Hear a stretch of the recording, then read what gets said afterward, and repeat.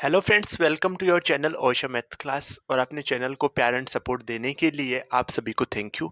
आज का अपना एक नया टॉपिक जो अपन डिस्कस करने वाले हैं। तो आज का टॉपिक वैसे तो आपको डायग्राम देख के समझ में आ गया होगा कि किस चीज़ पे अपन आज डिस्कशन करने वाले हैं। तो आज का अपना टॉपिक रहेगा, एक ज्योमेट्री का पार्ट है, लाइन एंड एंगल्स, रेखाएं और कोण के ऊपर अपन क्या करेंगे, आज टॉपिक डिस्कस करेंगे। देखो, इस पे कुछ इंपॉर्टेंट अपन 4 to 5 जो रूल्स होते हैं, जो इंपॉर्टेंट जो पॉइंट्स होते हैं, वो अपन आज की क्लास के अंदर डिस्कशन करेंगे। इसके जो एग्जांपल्स होंगे इससे रिलेटेड, वो अपन नेक्स्ट क्लास के अंदर अपन डिस्कशन करेंगे। तो आप इस वीडियो के साथ जुड़े रहिए और समझिए।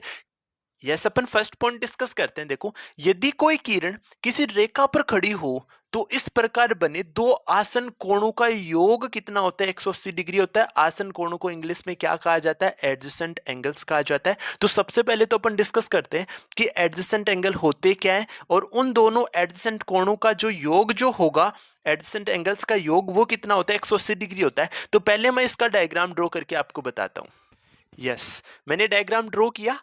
तो देखो, इसमें मैंने एक रेखा ड्रॉ की ए ओ बी, और इस ए ओ बी रेखा पर मैंने एक ओ सी किरण क्या की है?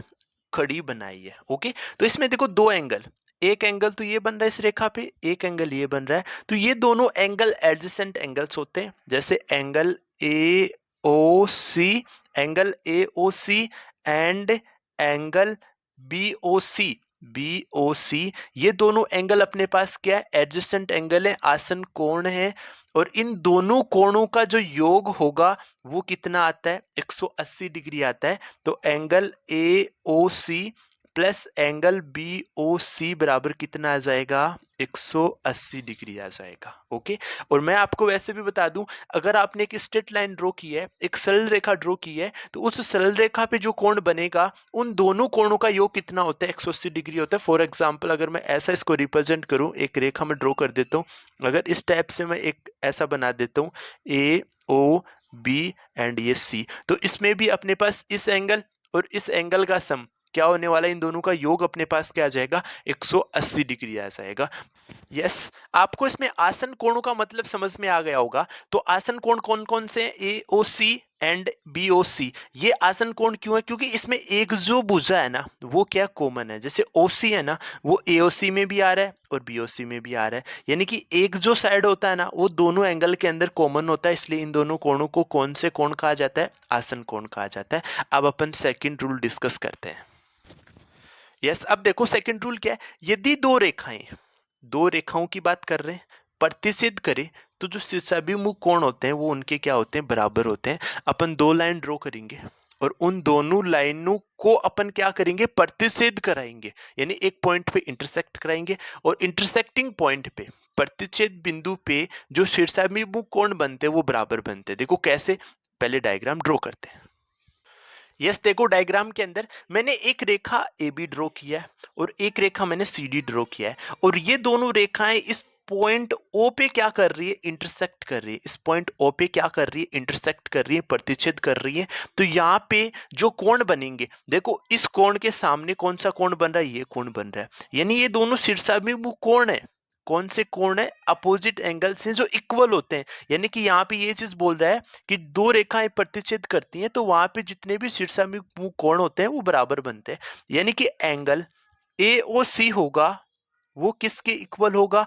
एंगल बी ओ डी के इक्वल होगा। और सेकंड चीज, ये जो एंगल होगा वो इस एंगल के क्या होगा? इक्वल होगा। तो एंगल ए ओ डी वो इक्वल आएगा किसके? एंगल बी ओ सी के क्या आने वाला है? इक्वल आने वाला है। तो मैं अगेन रिपीट कर देता हूं, अगर दो लाइनें प्रतिच्छेद कर रही हैं तो उस प्रतिच्छेद बिंदु पर जो कोण बनते हैं वो शीर्षाभिमुख कोण क्या होते हैं? बराबर होते हैं। ओके, आपको ये रूल क्लियर हो गया होगा।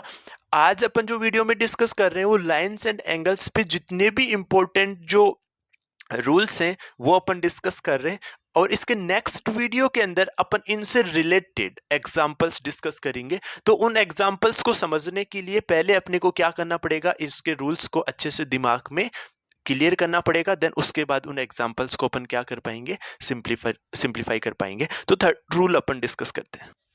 यस देखो, रूल नंबर 3 क्या है, एक ही बिंदु पर बने सभी कोणों का योग 360 डिग्री होता है। एक ही बिंदु पर, जैसे मान लो एक बिंदु है, इस बिंदु पे जितने भी कोण बनेंगे उन सब का योग कितना, 360 डिग्री होता है। जैसे मैं एक इसका डायग्राम ड्रॉ करके एक्सप्लेन करता हूँ।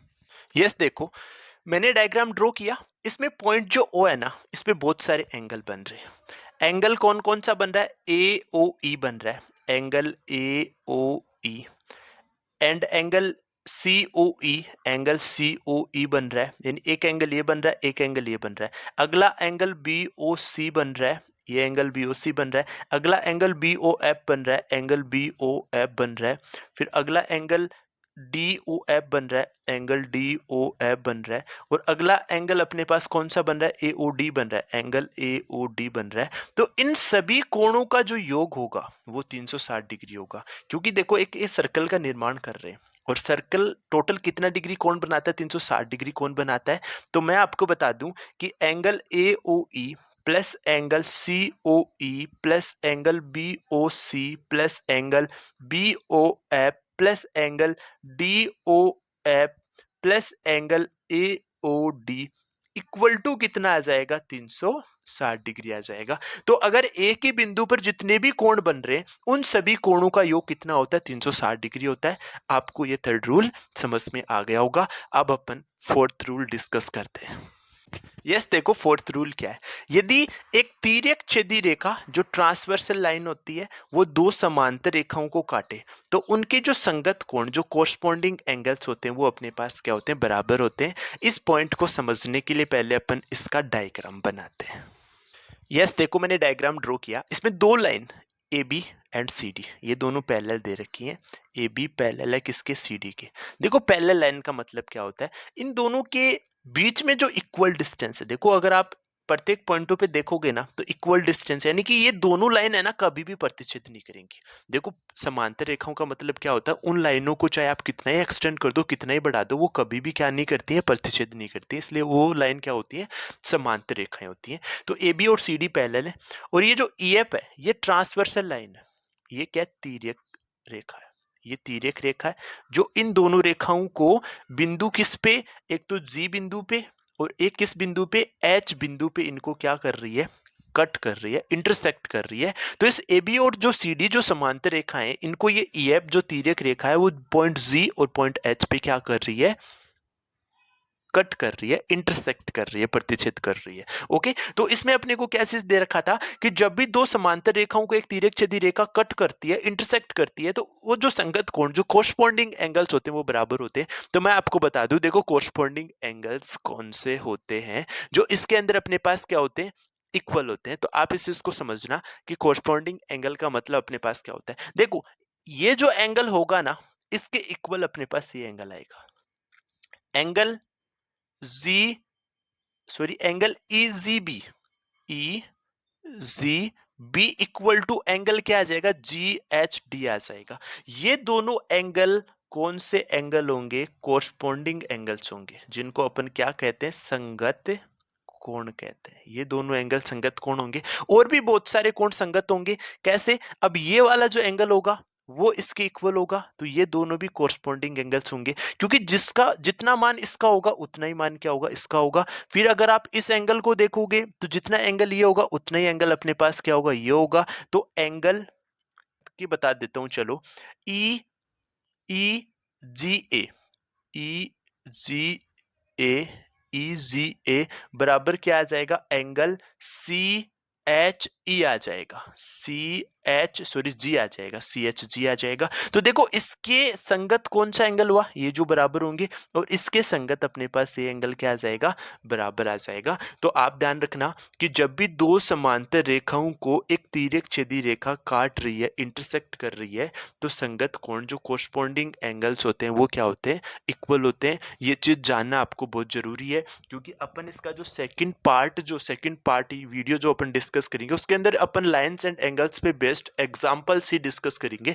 तो उसके अंदर अपन इन सब रूल्स का क्या करेंगे, यूज करेंगे, और उसकी हेल्प से अपन क्या करेंगे, एग्जांपल्स को हल करेंगे। तो इस फोर्थ का सेकंड पार्ट जो सेकंड रूल है वो अपन डिस्कस करते हैं। यस, जो सेकंड रूल दे रखा, फोर्थ का क्या दे रखा है, यदि एक तिर्यक छेदी रेखा दो समांतर रेखाओं को काटे तो जो एकांतर कोण, जो अल्टरनेट एंगल्स होते हैं, उनका प्रत्येक जोड़ा क्या होता है, बराबर होता है। हमने फर्स्ट रूल डिस्कस किया क्या, कि जब दो समांतर रेखाओं को एक तिर्यक छेदी रेखा कट करती है ना, तो संगत कोण, जो कोरस्पॉन्डिंग एंगल्स होते हैं, वो इक्वल होते हैं। और यहाँ पे अपन किसकी बात कर रहे हैं, जो अल्टरनेट एंगल्स होते हैं वो इक्वल होते हैं। तो पहले मैं इसका डायग्राम ड्रॉ करता हूँ, फिर अपन इस बात को समझते हैं। यस, देखो मैंने डायग्राम ड्रॉ कर दिया। ओके, तो दो समांतर लाइनें, एक अपने पास ए बी है, दूसरा अपने पास सी डी है, और इन दोनों समांतर लाइनों को ई एफ, क्या तिर्यक जो छेदी रेखा है, वो क्या कर रही है, इंटरसेक्ट कर रही है। इनको क्रॉस क्या कर रही है, कट कर रही है। तो किस किस पॉइंट पे इंटरसेक्ट कर रही है, ए बी रेखा को तो पॉइंट जी पे इंटरसेक्ट कर रही है, और सी डी रेखा को किस पे इंटरसेक्ट कर रही है, पॉइंट एच पे इंटरसेक्ट कर रही है। तो एक बार जो फर्स्ट रूल था वो मैं अगेन डिस्कस कर लेता हूँ, कि जो कोरस्पॉन्डिंग एंगल्स होते हैं इस कंडीशन में वो क्या होते हैं, इक्वल होते हैं। तो ये वाला एंगल इस वाले एंगल के क्या होगा, इक्वल होगा। ये दोनों क्या होते हैं, कोरस्पॉन्डिंग संगत कोण होते हैं। ये एंगल इस एंगल के इक्वल होगा, तो ये अपने पास क्या हो जाता है, कोरस्पॉन्डिंग संगत कोण आ जाएंगे। फिर ये वाला जो एंगल होगा वो इस एंगल के इक्वल होगा। मैं इसको 3 से रिप्रेजेंट कर रहा हूं कि 3 के इक्वल होता है। और ये वाला जो एंगल होगा फोर्थ, वो क्या होगा, इसके इक्वल आ जाएगा। ओके, तो ये तो अपने पास क्या होगी, कोरस्पॉन्डिंग एंगल, संगत कोण होगे। लेकिन अभी अपन इसमें जो डिस्कशन कर रहे हैं वो अपने पास एकांतर कोण का डिस्कशन कर रहे हैं, कि एकांतर कोण यहाँ पे क्या होंगे, बराबर होंगे। तो देखो मैं आपको बता दूं, अल्टरनेट एंगल की बात कर रहा हूं। कौन से एंगल की बात कर रहा हूं, अल्टरनेट एंगल की बात कर रहा हूं। तो जेड शेप के अंदर जो कोण बनते हैं ना, वो अल्टरनेट एंगल होते हैं, एकांतर कोण होते हैं। जैसे देखो ये जेड शेप बनी, तो इसमें ये लाइन और ये लाइन समांतर है, तो यहाँ पे ये कोण और ये कोण क्या होते हैं, एकांतर कोण होते हैं। अब ये जेड शेप कैसे भी बन सकती है, आप इसको ऐसा भी बना सकते हो। तो इसमें भी अपने पास ये एंगल और ये एंगल अपने पास क्या होगा, इक्वल होगा। ओके, समझ रहे हो आप मेरी बात को। तो इसमें मैं क्या करता हूं, देखो इसमें मैं बताता हूं आपको कि कौन कौन से एंगल क्या होंगे, एकांतर कोण होंगे। तो देखो जेड से बन रही है, मैं बना के बता देता हूं, ये वाले जेड से बन रही है। तो इसमें एक तो ये एंगल होगा, वो किसके इक्वल होगा, इसके इक्वल होगा। यानी मैं रिप्रेजेंट करूं A G H, angle A G H वो इक्वल होगा किसके, डी एफ और जी के, या जी एफ डी के। एंगल जी एफ डी के क्या होगा, इक्वल होगा। ओके, आप ये चीज जान गए। और अगर अपन इसका थोड़ा सा अपोजिट देखेंगे, तो देखो एक शेप ये बन रही है, इधर से ऐसा होगे और ऐसा होगे, तो एक एंगल अपने पास ये बन रहा है और एक एंगल अपने पास ये बन रहा है। तो ये दोनों एंगल भी क्या होंगे, एकांतर कोण होंगे। यस, इसको भी मैं नोट कर देता हूं, B G H, angle B G H बराबर आ जाएगा एंगल जी एच सी के, जी एच सी के इक्वल आ जाएगा। तो अपने पास इसके अंदर दो जोड़े हैं ना, वो एकांतर कोण के बन रहे हैं। यानी कि ये एंगल इसके इक्वल बन रहा है और ये एंगल इसके इक्वल बन रहा है। तो आई होप आपको ये चीज समझ में आ गई होगी कि जेड शेप बनती है, तो उस जेड शेप में दो एंगल बनते हैं, वो दोनों कोण क्या होते हैं, अल्टरनेट एंगल्स, जिनको एकांतर कोण कहा जाता है। अगर आपको ये वीडियो समझ में आया तो आप इस वीडियो को लाइक कर देना, और अगर आप चैनल पे फर्स्ट टाइम विजिट करें तो चैनल को सब्सक्राइब कर लेना। इसका सेकंड पार्ट नेक्स्ट वीडियो के अंदर कुछ एग्जांपल्स के साथ मिलेगा।